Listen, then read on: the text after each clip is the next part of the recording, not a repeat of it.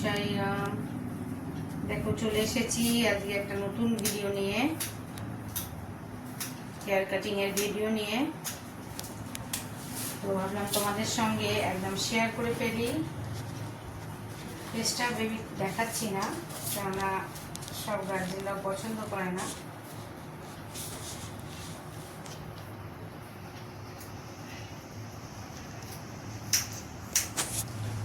তোমরাও দেখতে থাকো, বেশি লং ভিডিও করবো না। দেখো আমি একটা লেভেল পর্যন্ত করে দিয়েছিলাম, কিন্তু ওনারা আরো ছোট চাইছেন, এটাকে একদম স্ট্রেট চাইছে। ঠিক আছে, তাই আমি স্ট্রেট কাট করে দিচ্ছি। ও প্রত্যেকবার বাবার সঙ্গেই আসে, বাবা প্রত্যেকবার এক একটা ডিজাইন নিয়ে আসে। তো আমিও সেরকমই কাটার চেষ্টা করছি।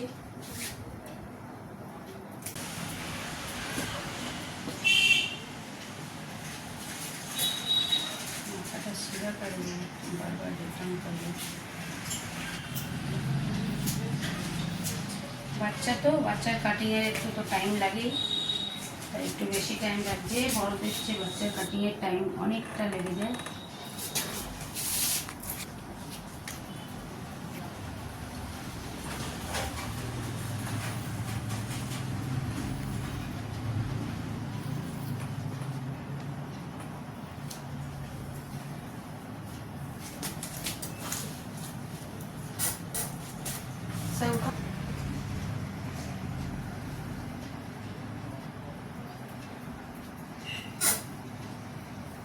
আমি তোমাদেরকে বেশি কিছু বলছি না, তোমরা দেখতে থাকো।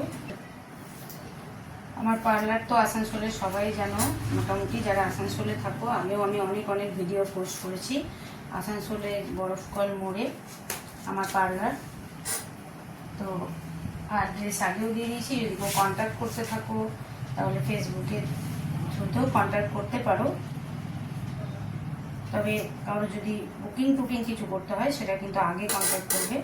আর অনেক সময় আমরা নিজেদের ওয়ার্কের জন্য বাইরে যাই, সেই জন্য আমরা কিছুটা বিজিও থাকি, হয়তো অ্যাটেন্ড করতে পারি না। পরে কিন্তু আমরা সেই কল আমরা তোমাদেরকে কল ব্যাক করে নেব।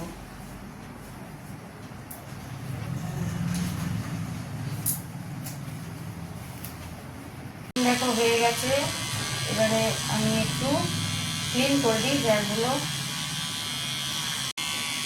পুরোটাই ক্লিন করে দিই, কারণ অনেকটাই হেয়ারগুলো ছোটো ছোটো হেয়ার থেকেই যায়, দেখতে একদম বাজে লাগে। ওর একটু বুদবুদি লাগবে, ওই জন্য একটু ঢিলে যাচ্ছে। খুব শান্ত একটা মেয়ে, অনেক দূর থেকে আসে আমার কাছে হেয়ার কাটিং করতে, বাবা নিয়ে আসে।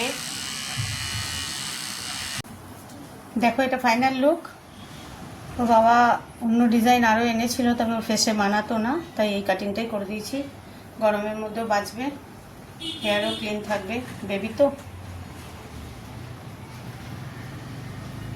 ব্যাগটা দেখিয়ে দে বাবু, পিছিয়ে দেখাও।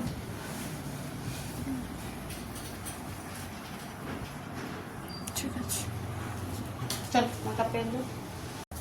আমার এই ভিডিওটা যদি তোমাদের ভালো লাগে তাহলে লাইক কমেন্ট শেয়ার করতে ভুলবে না। এবং আসানসোলের অ্যাড্রেস উর্বশী বিউটি পার্লার, এটা হচ্ছে বরফকল মোড়ে। তো ববি স্ন্যাক্সের পাশে, তোমরা অবশ্যই যোগাযোগ করে নিতে পারো। এখানে মেকআপের ক্লাসও হয়। ঠিক আছে, টাটা, ওম সাইরাম।